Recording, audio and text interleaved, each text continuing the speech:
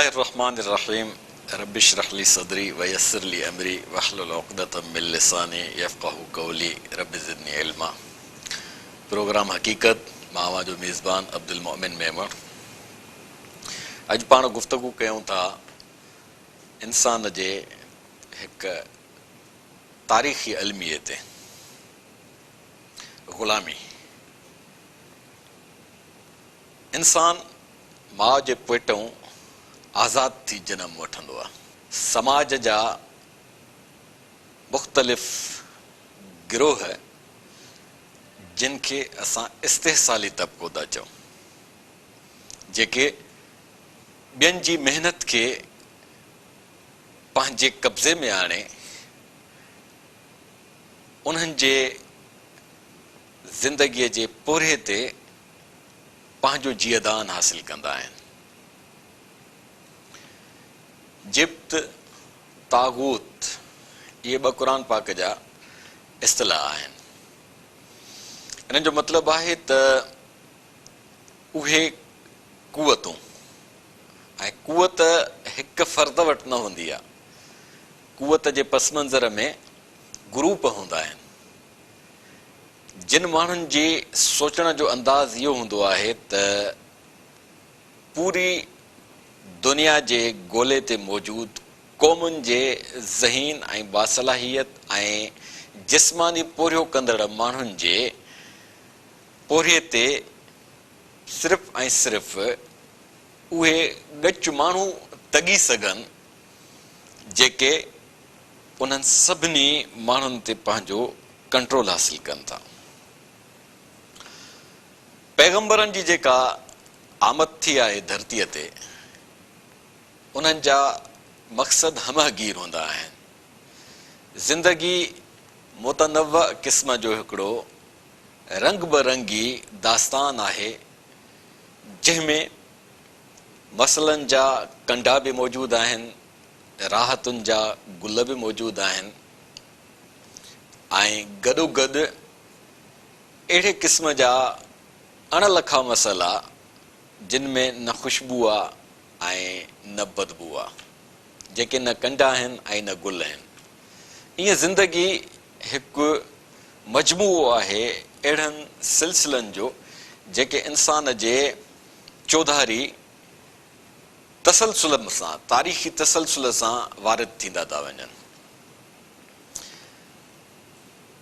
माण्हूअ जे क़ल्ब जंहिंमें ख़्याल उभरनि था, फ़लसफ़े में क़ल्ब हिन पंपिंग कंदड़ दिलि खे न चइबो आहे, बल्कि फ़लसफ़े में क़ल्ब चइबो आहे इंसान जे उन क़ुवत तफ़क्कुर खे जंहिंमें ख़्याल उभरंदा आहिनि, जंहिंमां माण्हू पंहिंजी ज़िंदगीअ जे लाइ सोचींदो आहे, सुख ऐं सणायूं हासिल करण जे लाइ माण्हू पंहिंजा रस्ता ठाहींदो आहे, तकलीफ़ुनि ऐं अज़ियतुनि खां बचण जे लाइ माण्हू रिथाबंदी कंदो आहे।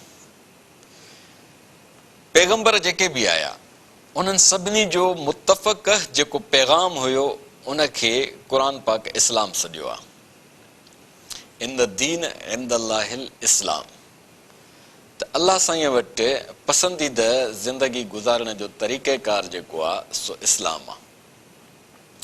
पहिरें पैगंबर खां वठी आख़िरी पैगंबर ताईं, आख़िरी पैगंबर खां पोइ ख़ुलफ़ाए राशिदीन खां वठी, औलियाए किराम खां वठी, मुस्लिहीन खां वठी, इनक़िलाबी शख़्सियतुनि ताईं, मुफ़क्किरनि खां वठी, मुदब्बिरनि खां वठी, उन्हनि आफ़ाक़ी शाइरनि ऐं ॾाहनि ताईं, जिन बि फितरत सां हम आहंग तालीम इंसाननि खे मुहैया कई आहे, इहो सॼो जेको बि मजमूओ आहे ॾाहप जो, इन सभिनी खे क़ुरान पाक अल इस्लाम जे नाले सां सॼियो आहे, याने सलामती। उदखुलू फिस्सिल्म काफ़, इस्लाम में अचो सॼा जो सॼा। मतिलबु सलामती इंसान खे सिर्फ़ु कुझु उज़वनि जी न घुरिबी आहे, मजमूई जिस्म जेको आहे उनखे सलामती घुरिजे थी। घर बि सलामतीअ जी तक़ाज़ा आहे, दफ़्तर बि सलामतीअ जी तक़ाज़ा आहे, मईशत ऐं माश बि सलामतीअ जी तक़ाज़ा आहे, गुज़र सफ़र बि सलामतीअ जी तक़ाज़ा आहे, ताल्लुकात, रिश्तेदारियूं ऐं समाज जे हर तबिके में मौजूद हर रंग, ये सभु जेके आहिनि से ज़िंदगीअ जा लवाज़मात आहिनि। ऐं फितरत इंसान जी, जंहिं फितरत ते इंसान जोड़ियो वियो आहे, सुबुह वारिद थिए थो, मंझंदि जो पहर ततल वारिद थिए थो, शाम जो हसीन ऐं ख़ूबसूरत पहर इंसान जे ज़िंदगियुनि में अचे थो, राति पंहिंजनि मुख़्तलिफ़ पहरनि में जे मरहलनि मां गुज़री ऐं ॾींहंनि में बदिल बि थी वञे, ॾींहं रातिनि में बदिल बि था वञनि। इहा फितरत जी जेका बि बेहक आहे, उन में इंसान पंहिंजे ज़िंदगीअ खे ख़ूबसूरत ठाहे थो, त इन जो मतिलबु आहे त माना हू इत्मीनान सां, ख़ुशीअ सां ऐं फ़ख्र सां पंहिंजी ज़िंदगी जीअणु चाहे थो। ऐं इहो सभु कुझु तॾहिं मुमकिन आहे जॾहिं इंसान पंहिंजे समाज में आज़ादु ज़िंदगी जी सघे। आज़ादी ऐं छुड़वागीअ में फ़र्क़ु आहे। ज़हन में सोचण जी सलाहियत मौजूदु आहे, पर उन सलाहियत खे जेकॾहिं असां सिर्फ़ु पाण परस्तीअ ताईं महदूद रखंदासीं त उहा सलाहियत असांखे पंहिंजे ज़ात जे खोल में बंदि करे छॾींदी, जंहिंखे हवस चयो थो वञे। मर्ज़ी माण्हूअ जे लाइ हिकु एॾो वॾो इम्तिहान आहे, जंहिं मां पार पवणु तमामु हिकिड़ो अणागो मरहलो आहे। फलक तहमल अकब, क़ुरान इंसान जी तारीख़ थो ॿुधाए त घणा माण्हू जेके आहिनि ज़िंदगीअ जी चाढ़ी न चढ़ी सघिया। वमा अदरा कमल अकब, उहा चाढ़ी कहिड़ी आहे जेका ज़िंदगीअ में इंसान खे चढ़णी थी पवे। ॼमण खां वठी मरण ताईं, ख़ासि करे उहे समाज जेके ग़ुलाम दर ग़ुलाम आहिनि, उन्हनि जा बासलाहियत फ़र्द हुजनि या महिनत कश फ़र्द हुजनि या ज़िंदगीअ जे कहिड़े बि तबिके सां वाबस्ता फ़र्द हुजनि, उहे पंहिंजी ज़िंदगी पंहिंजी मर्ज़ीअ सां जीअण जो हक़ु नथा रखनि। उन्हनि खे उन्हनि माण्हुनि जे कानूननि ते अमल दर आमद थियणो थो पवे, जिन कानूनदाननि खे हिननि माण्हुनि जे मसइलनि जे गहराईअ जी का बि ख़बर कोन्हे का। उन्हनि मुनसिफ़नि जे इंसाफ़ ते हिननि माण्हुनि खे अखियूं ॿूटे पंहिंजो सिर निमाइणो थो पवे, जिन मुनसिफ़नि जो इंसाफ़ सां परे जो बि ताल्लुक़ कोन्हे को। इन्हनि ग़ुलाम समाज जे माण्हुनि खे उहे माशी पॉलिसियूं हिकमत अमलियूं अपनाइणियूं थियूं पवनि, जिन माशी पॉलिसियुनि में, माशी हिकमत अमलियुनि में सिधो सो हुनखे पंहिंजो मौत थो नज़र अचे। छाकाणि त हिन जी मर्ज़ी नथी हले, छाकाणि त हिन खां पंहिंजी मर्ज़ी खसी वई आहे, छाकाणि त हिन शख़्स खे मुख़्तलिफ़ ज़ावियनि सां मसइलनि में इन हद ताईं जकड़ियो वियो आहे जो ही शख़्स ॼमण खां वठी मरण ताईं रुॻो पंहिंजनि इम्तिहाननि मां पियो गुज़रे।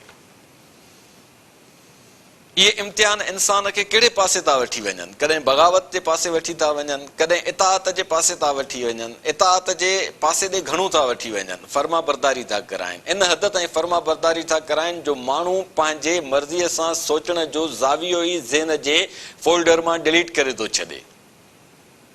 असबाब छा आहिनि?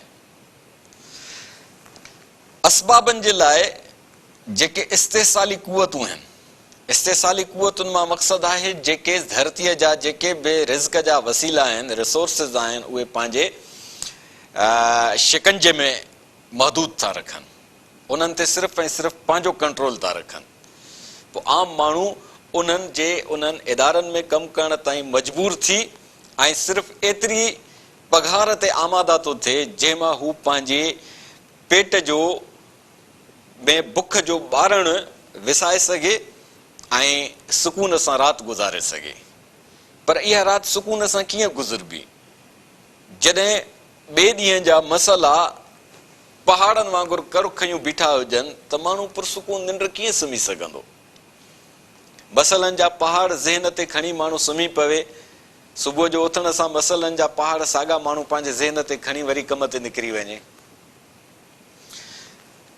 इन सोसाइटीअ में जेके सरहदीअ वारा तबिका आहिनि, जेके साहिब हैसियत माण्हू आहिनि, जिन जो कानूनदानीअ ते वस थो हले, जेके पंहिंजे तौर तरीक़नि में फारगुल बाल आहिनि ऐं उन्हनि ते का बि अहिड़ी ज़िमेदारी आयद न आहे जेका हुननि खे खां महिनत कराए, उन्हनि जी सीड़पकारी अहिड़े तरीक़े सां थियल आहे जो हुननि वटि एतिरो कुझु अचे थो जो उन्हनि खे बि न ॻणती थी ॻारे सघे ऐं न ई वरी हो माण्हू कंहिं मुसीबत जे मुस्तक़बिल जे भवाइते मंज़र में पंहिंजी निंड खे बेसुकून था कनि। आज़ादु आहिनि मतिलबु मसइलनि खां आज़ादु आहिनि, न त उहे माण्हू पंहिंजे अंदर जी हवस में त ज़रूरु जकड़ियल आहिनि। फलक तहमल अकब, उहे सरंदीअ वारा जिन इक्तनाज़ कयो, जिन ज़ख़ीरा अंदोज़ी कई, जिन माण्हुनि जे लाइ घर खे आसान तरीक़े सां मुयसर करण खे मुश्किल तरीन बणाए छॾियो। इन्नहु फ़क्कर व क़द्दर, उन्हनि माण्हुनि सोचियो, ॾाढो सोचियनि। फ़क़द्दर, पोइ सोचे सोचे रिज़्क़ जा रोज़गार जा अहिड़ा फार्मूला खणी आया जिन में माण्हुनि जो गुज़रान तंग थी वियो। सुम कुतिल कैफ़ क़द्दर, इन्हनि जे इन सोचण ते बि लानत हुजे, उन्हनि जे इन रिज़्क़ जे तंग करण वारी अदाउनि ते बि लानत हुजे। क़ुरान थो चवे लानत जो मतिलबु आहे त अल बुअद अनिर रहमत, अलाह जी रहमत खां महरूम थी वञणु। जॾहिं माण्हू अलाह जी रहमत जे छांवरे खां महरूम थी थो वञे त हाणे उहो माण्हू छुड़वाक थो थिए। छुड़वागी माण्हूअ खे काॾे थी वठी वञे? ज़ाहिरी ॻाल्हि आहे, इंसान दुश्मनी अनासरनि ते वठी थी वञे। इंसान दुश्मन अनासरनि में इंसान जो जंहिं तरीक़े सां जंहिं बेदर्दीअ सां इस्तेसाल थो करे, इहो तारीख़ जो भयानक दास्तान आहे। बादशाहनि जूं तारीख़ूं उथलाए ॾिसो, गनीमनि जूं तारीख़ूं उथलाए ॾिसो, जेके लुटेरा ऐं फोरू ॿियनि क़ौमुनि ते काहींदा आया आहिनि उन्हनि जूं तारीख़ूं उथलाए ॾिसो। उन्हनि सभिनी जो जेको मतमहे नज़र हूंदो आहे, उन्हनि जी जेका नज़र खुतल हूंदी आहे, उहा उन क़ौमुनि जे उन क़ीमती सामान ते हूंदी आहे जेको उन्हनि जे लाइ गुज़र सफ़र ख़ातिर फितरत उन्हनि खे मुयसरु कयो हूंदो आहे। इस्तेसाली तबिका अॼु बि ॾिसो, जेके बुनियादी हुकुमरान आहिनि, उन्हनि सभिनी खे माण्हुनि सां दिलचस्पी न हूंदी आहे। उन्हनि सभिनी खे दिलचस्पी हूंदी आहे माण्हुनि जे धरतीअ जे रिसोर्सिस ते, धरतीअ जे वसीलनि ते, धरतीअ जे एराज़ीअ ते। इन मरहले में इंसान जी ज़िंदगी जेका आहे सा चाढ़ी बणिजी थी वञे। माण्हू ॼमण खां ईअं थो महसूस थिए ॼण हिकु ऊची चाढ़ी आहे जंहिंमें को बि ॾाको कोन्हे को, जंहिंमें को बि हथ फासाइण जो स्पेस कोन्हे को, उहा चाढ़ी माण्हूअ खे चढ़णी थी पवे। लक़द ख़लक़नल इंसान फ़ी कबद, इन सोसाइटीअ जा इंसान जेके आहिनि मशक़तुनि जे वर चढ़ी था वञनि ऐं उहा मशक़त ज़िंदगीअ जी एतिरी जानलेवा मशक़त आहे जेका माण्हूअ खे कमु कराईंदे कराईंदे वक़्त खां अॻु में पोड़ो करे थी छॾे, जेका माण्हूअ खे खां उन जी जवानी खसे थी वठे, जेका माण्हूअ खां उन जूं ख़ुशियूं खसे थी वठे। इन ग़ुलामीअ जे शिकंजनि मां आज़ादु करण जे लाइ परवरदिगार आलम पैगंबर मोकिलींदो।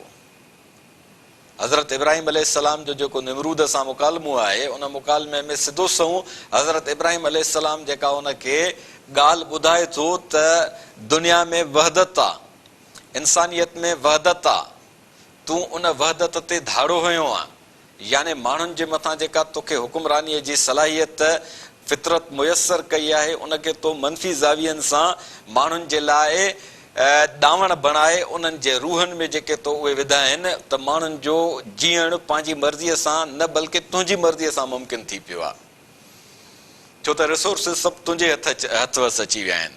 इन जे करे ॿाहिरि जेको कानून अप्लाई पियो थिए उहो बि सिर्फ़ु तुंहिंजी मर्ज़ीअ सां पियो थिए। फ़र्द वाहिद जी मर्ज़ी सॼी इंसानियत खे पंहिंजे शिकंजे में जकड़ियल हुजे या नाजाइज़ी आहे। त निमरूद हज़रत इब्राहिम अलैहिस्सलाम खे चयो त तुंहिंजो रब केरु आहे जेको माण्हुनि जे ख़ुशहालीअ जी ऐं आज़ादीअ जी ॻाल्हि करे तोखे पैगाम्बर बणाए मूं ॾे मोकिलियो अथई। हज़रत इब्राहिम अलैहिस्सलाम हुनखे चयो त मुंहिंजो रब उहो आहे जेको निज़ाम फितरत खे रवां दवां रखियो वेठो आहे, जेको सिज खे ओभर खां उभारींदो आहे ऐं ओलह ॾांहुं लाहींदो आहे, जेको इंसानियत खे जीआरींदो आहे ऐं जेको इंसानियत खे मारण जो हलाक कंदड़ निज़ाम धरतीअ ते मुसलत कंदो आहे, उन्हनि जे मौत जो इंतज़ाम कंदो आहे। इहे लफ़्ज़ हज़रत इब्राहिम अलैहिस्सलाम जा निमरूद खे कुखनि पिया त मुंहिंजे लाइ आहिनि। निमरूदियत हिकु ज़हनियत हुई, उन ज़हनियत जे पस मंज़र में कहिड़ा इंसानियत जा मनफ़ी अनासर हुया, उन ते गुफ़्तगू कयूं था पाण नंढड़ी साईअ खां।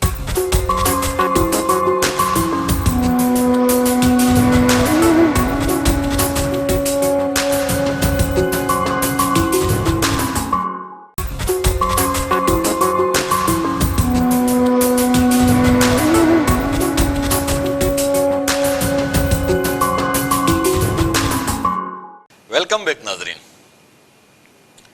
हज़रत इब्राहिम अलैहिस्सलाम निमरूद खे जॾहिं महसूस करायो त तूं इंसानियत जो जेको इस्तेसाल थो करें, जेका कानून साज़ी तुंहिंजे दरबार में थी थिए, जंहिंमें माण्हुनि जी मर्ज़ी शामिल कान्हे का, इहो कानून तुंहिंजो मुअत्तल आहे।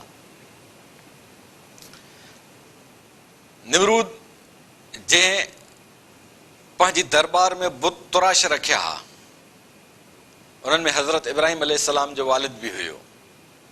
हज़रत इब्राहिम अलैहिस्सलाम जे वालिद खे उन निहोड़ियो, उनखे लोयई ऐं उनखे प्रेशर में आंदई त तूं पंहिंजे मोभी पुट खे सम्झाए जेको मुंहिंजे सल्तनत खे ड्राइण जे लाइ मनसूबा साज़ी पियो करे। हज़रत इब्राहिम अलैहिस्सलाम पैगंबर हुयो। पैगंबर जी ज़िम्मेवारी इहा हुई त उहो इंसानियत खे ग़ुलामियुनि मां कढी अचे। ज़हनी ग़ुलामियुनि मां माण्हू तॾहिं निकिरंदो आहे जॾहिं माण्हू माशी ग़ुलामीअ मां निकिरी ईंदो आहे। जंहिं माण्हूअ जी मईशत, जंहिं समाज जी मईशत फितरत जे मुताबिक़ न हूंदी आहे, यानी माण्हूअ खे पंहिंजे सलाहियतुनि मुताबिक़ कमाइण जा रस्ता खुलियल न मिलंदा आहिनि, उन समाज में माण्हूअ जी ज़हनी सतह पस्त थींदी वेंदी आहे। लक़द ख़लक़नल इंसान फी अहसन तक़वीम सुम रददनाहु अस्फल साफिलीन। माण्हूअ खे असां ख़लकियो अथसि त उहो अहसन तक़वीम ॾांहुं बुलंदियुनि जो सोचे ऐं पंहिंजे ज़हन जी परवाज़ खे ऊचो रखे। सुम रददनाहु अस्फल साफिलीन। पर समाज जेको इंसाफ़ ते ॿधल न आहे, जंहिंमें ज़ालिम हुकुमरान उन ते मुसलत आहिनि, जिते कानून साज़ी माण्हुनि जे मफ़ाद जे बजाए ॻच माण्हुनि जे मफ़ादनि में थी थिए, उते उहो माण्हू असफल साफिलीन जे पस्तियुनि में धूकबो वेंदो आहे। हज़रत मूसा अलैहिस्सलाम खे अल्लाह साईं फरमाए थो, इज़हब इला फिरऔन इन्नहु तग़ा। फिरौन ॾे वञ, जेको अरनि खां निकिरी चुको आहे, जेको सरकशी अपनाए ऐं इंसानियत जे इस्तेसाल में सभु लीका लताड़े चुको आहे। हज़रत मूसा अलैहिस्सलाम उनखे अचण सां चवे थो, अरसिल मइय बनी इसराइल। तो बनी इसराइल खे, बनी इसराइल क़ौम हुई जंहिंमें हज़रत मूसा अलैहिस्सलाम खे अल्लाह साईं बेसत अता फरमाई, नबूअत अता फरमाई। त नबीअ जो पहिरियों पैगाम जेको आहे वक़्त जे बादशाह ऐं वक़्त जे बेलगाम सुल्तान जे दरबार में इहो आहे त मुंहिंजी क़ौम खे आज़ादी ॾे, मुंहिंजे क़ौम जे ज़रियनि वसीलनि ऐं धरतीअ तां पंहिंजो तसल्लुत ख़तमु कर। फिरऔन जंहिंजी दरबार में हज़रत मूसा अलैहिस्सलाम नंढपिण खां वठी पलियो हुयो, उहो दोरापो ॾींदे हज़रत मूसा अलैहिस्सलाम खे तो चवे त तूं असांजे दरबार में पलियो आहे, नंढो थी वॾो थियो आहे, हाणे तूं इन क़िस्म जी ॻाल्हि तो करें त मुंहिंजी दरबार जा सभु तौर तरीक़ा अची धड़ाम कनि। तिल्क नेमतुन तमुन अलैया अन अबत बनी इसराइल। हज़रत मूसा अलैहिस्सलाम तो चवेसि त इहा का अहिड़ी शइ आहे जेका तूं मूंखे जताए ऐं मुंहिंजे सॼी क़ौम खे ग़ुलाम रखंदे। इहो सौदो सस्तो कोन्हे को, ॾाढो महांगो सौदो आहे। ऐं माण्हुनि जी ग़ुलामी को मुंहिंजे मफ़ाद जे ख़ातिर न आहे। माण्हू अलाह जा भाती आहिनि। अलाह साईं उन्हनि खे धरती ॾिनी आहे, धरतीअ ते उन्हनि खे तहज़ीब ऐं तारीख़ ॾिनी अथई, धरतीअ ते उन्हनि खे पंहिंजा वसीला ऐं ज़रिया ॾिना अथई। उहे सभु तुंहिंजे तसल्लुत में हुजनि, इहा ॻाल्हि फितरत जे ख़िलाफ़ आहे। इन जे करे तोखे क़ौमुनि खे आज़ादी ॾियणी पवंदी, वसीलनि तां दस्तबरदार थियणो पवंदो। पंहिंजा जेके तुंहिंजा वसाइल ऐं ज़राए आहिनि, उन्हनि मां तूं पंहिंजे ज़ाती महिनत सां जेको हासिल करे सघे थो, उन में तोखे का बि फितरती अहकामात जी शिक रुकावट नथी विझे।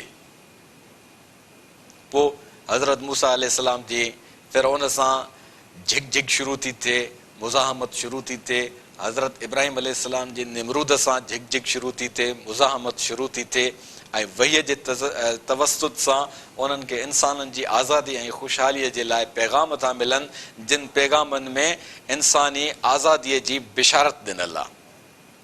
वनुरीद अन नमुन्ना अलल लज़ीना इस्तज़अफ़ू फ़िल अर्ज़ वनजअलहुम अइम्मतन वनजअलहुमुल वारिसीन। जॾहिं इंसानियत ग़ुलामिन जे सिंगरनि में मुकमिल तौर जकड़जी वेंदी आहे, पोइ अलाह साईं फरमाए थो असां उन्हनि में अहिड़ा रहनुमा पैदा कंदा आहियूं जेके रहनुमा उन्हनि खे ॿुधाईंदा आहिनि पंहिंजे ग़ुलाम क़ौम खे त हाणे वक़्तु अची चुको आहे, तव्हांजे मथां अहसान थींदो बशर्ते कि तव्हां पंहिंजे उन अज़ीम मक़सद जे लाइ, आज़ादीअ जे लाइ उथी पओ ऐं तव्हां पंहिंजी हुकुमरानी ऐं तव्हां पंहिंजे धरतीअ जी वारसीअ जो नारो हणी मैदान में निकिरी अचो, रिथाबंदी कयो। तव्हां पंहिंजे लाइ पंहिंजी तारीख़ खे साम्हूं रखी पंहिंजी अज़मत खे सुञाणो। तव्हां जेके शींहं जा पुट आहियो, तव्हां जेके शींहं जा बचा आहियो, उन्हनि खे बकरनि, रिढुनि ऐं गिदड़नि जी सोहबत में जेको हिसायो वियो आहे, तव्हांखे जेको लोयो वियो आहे, तव्हां खां तव्हांजी अज़मत जो अहसासु जेको खसियो वियो आहे उनखे वापसि आणियो। इहो अहसासु तॾहिं वापसि ईंदो जॾहिं शींहं जो बचो शींहं जी गजगोड़ ॿुधे, जॾहिं शींहं जो बचो गिदड़नि में पलिजंदे शींहं जो आवाज़ु ॿुधे ऐं उनखे महसूसु थिए त इहा सलाहियत मूं में बि आहे। ऐं उहो माण्हू जॾहिं कर मोड़े उथंदो त उहो शख़्स ग़ुलामीअ जे सिंगरनि खे जिन सटुनि सां टोड़ींदो, उहे बि तारीख़ जा हिकिड़ा ख़ूबसूरत दास्तान आहिनि। चाढ़ी चढ़ो, ख़ासि करे उन्हनि माण्हुनि जे लाइ इहा कुदरत जी ज़िमेदारी आहे त तव्हां चाढ़ी चढ़ो जेके बासलाहियत आहिनि, जिन वटि ज़हानत जी दात आहे, जिन वटि आर्ट जी दात आहे, जिन वटि कुवत गोयाई आहे, जिन वटि कुवत तहरीर आहे, जिन जे हथनि में कलम जो हथियार समेटियल आहे, जिन वटि रिसोर्सिस आहिनि, जिन वटि ज़िंदगीअ जा घणा वसाइल आहिनि, त फ़क़ु रक़बतिन, चाढ़ी सोचो था त कहिड़ी आहे, फ़क़ु रक़बतिन, माण्हुनि खे आज़ादीअ जे लाइ आमादा कयो। जेके तव्हांजे समाज में पंहिंजी मर्ज़ीअ सां जी नथा सघनि, जिन खे पंहिंजे धरतीअ ते पंहिंजाइप जो अहसासु नथो मिले, जिन खे पंहिंजी धरतीअ ते वेगाणप ऐं बेगानगीअ जे अहिड़े बूसट में मुब्तला कयो वियो आहे जंहिंमें हुननि माण्हुनि जी सिहत बीमारियुनि में बदिलबी थी वञे, माण्हुनि जी ख़ुशहाली बदहालीअ में बदिलबी थी वञे, माण्हुनि जी आज़ादी ग़ुलामीअ में बदिलजी थी वञे। फ़क़ु रक़बतिन औ इतआमुन फ़ी यौमिन ज़ी मसग़ब। इते जेके मुस्तहिक़ माण्हू आहिनि, जेके पंहिंजो पेट नथा भरे सघनि, उन्हनि जे लाइ पेट गुज़र जो इंतज़ाम कयो। जेके शख़्स तव्हांजे क़राबत में आहिनि, रिश्तेदारीअ में आहिनि, दोस्तीअ में आहिनि, वेझड़ाइप में आहिनि, उन्हनि जे लाइ बुख खां बचण जो इंतज़ाम कयो। फोड़ी कयो सरंदीअ वारा पाण में, पोइ उन्हनि खे आमादा कयो। फ़सुर हुन इलैहि, हज़रत इब्राहिम अलैहिस्सलाम खे अलाह साईं माण्हुनि खे ग़ुलामीअ मां कढण जे लाइ ऐं ग़ुलामीअ मां आज़ादीअ जे लाइ हिराइण ख़ातिर पखियुनि जी तशबीह ॾिनी त तूं चार पखी धार, जिन पखियुनि मां हिक हिक खे सभिनी खे हिक सींढ ते हिराए ऐं पोइ उन जॾहिं हिरी मिरी वञनि, पोइ उन्हनि खे मुख़्तलिफ़ पहाड़नि में छॾे अचु, पोइ उन्हनि खे उहा वात सां सींढ ॾे, उन सींढ ते उहे डोड़ंदा उॾामंदा तो वटि अची पहुचंदा। जेकॾहिं हिकिड़े पखीअ में इहा सलाहियत आहे त हिक सींढ ते उन्हनि खे काथे बि हुजनि सींढ ॾेई घुराए सघिजे थो, त माण्हू जिन में कुवत तफ़कुर बि आहे ऐं कुवत गोयाई बि आहे, सोचण जी सलाहियत बि आहे, ॻाल्हाइण जी सलाहियत बि आहे, त उन्हनि खे जॾहिं तव्हां हिक नुक़्ते ते आमादा कंदो, ला इलाह इल्लल्लाह, कुवत सिर्फ़ु हिकु अल्लाह जी, ला मौजूद इल्लल्लाह, वजूदियत सिर्फ़ु अल्लाह जी, ला हाकिम इल्लल्लाह, हाकिमियत सिर्फ़ु अल्लाह जी, ला मालिक इल्लल्लाह, मालिकियत सिर्फ़ु अल्लाह जी। जॾहिं हिकु अल्लाह जी वहदत सां माण्हुनि खे पंहिंजे ज़िंदगीअ जे अज़मत जो अहसासु थींदो, तॾहिं उहे माण्हू उन सींड ते ला इलाहा इल्लल्लाह जे सींड ते गॾु थींदा ऐं वहदत जे बुनियाद ते तौहीद सां सरछार थी ग़ुलामीअ जे सभिनी सिंगरनि खे टोड़े उन्हनि सरकशनि खां बग़ावत करे जॾहिं उहे उथी पवंदा त पोइ उन्हनि शख़्सनि में ज़िंदगीअ जो रूह मोटी ईंदो ऐं उतां मोहताजी, बेरोज़गारी, ग़ुलामी, हर क़िस्म जी ज़िंदगीअ खे ॿूसाटींदड़ नहूसत ख़तम थी वेंदी। फ़क़ु रक़बतिन त माण्हुनि जे गर्दननि खे आज़ादु कयो। ज़रूरी न आहे त उन्हनि गर्दननि में बि तोक पियल हुजनि, ज़ाहिरी तोक हुजनि। ज़रूरी न आहे त पेरनि में ज़ाहिरी ॿेड़ियूं पयूं हुजनि। ज़रूरी न आहे त हथनि में ज़ाहिरी हथकड़ियूं हुजनि। ग़ुलामीअ जा सिंगर, ग़ुलामीअ जूं ॿेड़ियूं, ग़ुलामीअ जा तोक जेके ज़ाहिरी हूंदा आहिनि उहे एतिरा ख़तरनाक न हूंदा आहिनि, जेके अणलखा हूंदा आहिनि उहे वधीक ख़तरनाक हूंदा आहिनि। ज़ाहिरी ॿेड़ियुनि, हथकड़ियुनि ऐं तोकनि जो माण्हूअ खे बार महसूसु थींदो आहे। अणलखियुनि ॿेड़ियुनि, तोकनि ऐं हथकड़ियुनि जो बार माण्हूअ खे महसूसु न थींदो आहे। माण्हूअ जा हथ आज़ादु आहिनि, पर उहे कमु करण जे लाइ पंहिंजी मर्ज़ीअ जे तरीक़े सां कमु करण जे अहल न आहिनि। त इन जो मतिलबु आहे त उन जे हथनि में अणलखियूं हथकड़ियूं पियल आहिनि। माण्हूअ खे पंहिंजो कंधु मोड़े ऐं काइनात में तफ़क्कुर ऐं तदब्बुर करण जे लाइ बज़ाहिर को बि तोक पियल कोन्हे को, पर हुन जे ज़हन खे अहिड़नि मुंझारनि में उलझायो वियो आहे जेको अणलखो तोक आहे, जेको माण्हूअ खे सिर्फ़ु रोज़गार जी हद ताईं, लटनि कपिड़नि जी हद ताईं, पंहिंजे मिटनि माइटनि जे मसइलनि खे फेस करण जी हद ताईं उहो कंधु उते पियो थो गर्दिश करे त माना उन जे ॻिचीअ में अणलखा तोक मौजूदु आहिनि। मंज़िल जेका माण्हू चाहे थो, जेका माण्हूअ जी पसंदीदा मंज़िल आहे, जेको जीवन साथी हासिल करणु चाहे, जंहिं तौर तरीक़े सां ज़िंदगी गुज़ारणु चाहे, उन मंज़िल ॾांहुं पंधु करे ऐं उन मंज़िल ॾांहुं पंधु करण में खोड़ स्पीड ब्रेकर्स साम्हूं अची वञनि। बज़ाहिर पेरनि में तोक में ॿेड़ियूं कोन्हनि के, पर उहो माण्हू उन पासे ॾे विकूं नथो खणी सघे, त इन जो मतिलबु आहे त उन जे पेरनि में अणलखियूं ॿेड़ियूं मौजूदु आहिनि। इन जे करे उहो माण्हू पंहिंजी ज़िंदगीअ सां, पंहिंजी मर्ज़ीअ सां पंहिंजे ज़िंदगीअ जी मंज़िल ॾे नथो वञी सघे।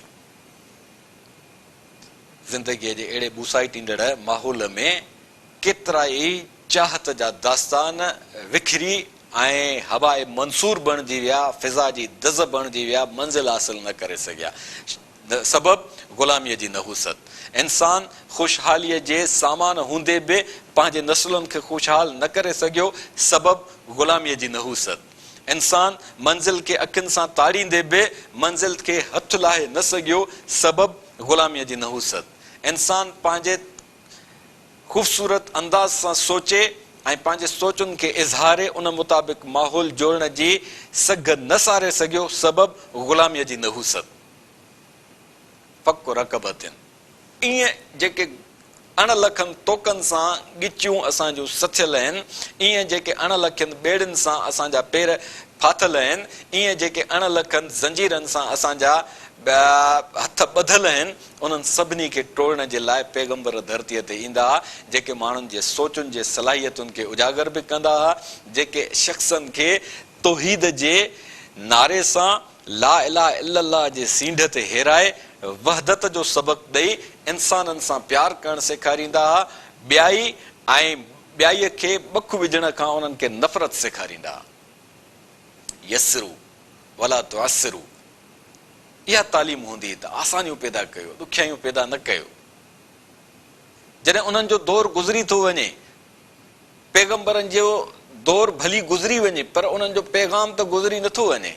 उन्हनि जो पैगाम दाइमी हूंदो आहे, छो त इंसानियत जीअं दाइमी शइ आहे, ख़ुशहाली जीअं दाइमी तक़ाज़ा आहे, आज़ादी जीअं ज़िंदगीअ जो दाइमी अंसर आहे, तीअं पैगंबरनि जी पैगंबरीअ जो पैगाम बि दाइमी हक़ीक़त आहे, जंहिंखे असां अपनाईंदासीं त पंहिंजी ज़िंदगीअ में हिकु उहा हक़ीक़त पसंदासीं जेका असांजे अंदर जो आवाज़ु आहे। जेकॾहिं असां पंहिंजी मर्ज़ीअ सां नथा जी सघूं ऐं उहा मर्ज़ी फितरत सां हम आहंग आहे, जेका इंसानियत जो हक़ु आहे, जेका बुनियादी हक़नि जो बि बुनियादु आहे। बुनियादी हक़ त मथी ॻाल्हि आहे, उन्हनि सभिनी बुनियादी हक़नि जो बुनियादु आज़ादी आहे। जेकॾहिं आज़ादीअ जो बुनियादी न आहे त पोइ पंहिंजी मर्ज़ी जेका असांजी हले थी सा अधूरी आहे। उन अधूराइप खे तकमील जे मरहले में आणणु पैगंबरनि जी पैगामबरीअ जो उहो ई पैगाम आहे जेको ला इलाहा इल्लल्लाह में समेटियल आहे, जंहिंजो मतिलबु इहो आहे त सिर्फ़ु इंसान जी ज़ात ते, इंसान जे नफ़्स ते, इंसान जे ज़हन ते, इंसान जे सलाहियतुनि ते अलाह जी मर्ज़ी हलणी आहे, माण्हूअ जी मर्ज़ी नाहे हलणी।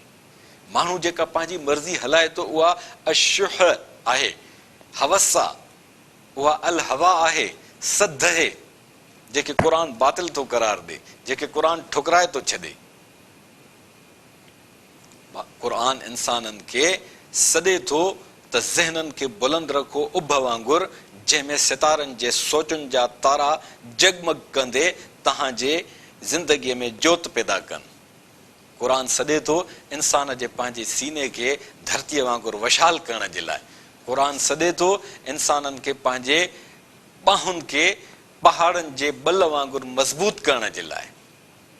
जॾहिं असांखे इहे सभु शयूं हासिल थींदियूं तॾहिं ई असां ग़ुलामीअ जी चाढ़ी चढ़ी ऐं आज़ादीअ जे बुलंदियुनि ते पहुची सघंदासीं।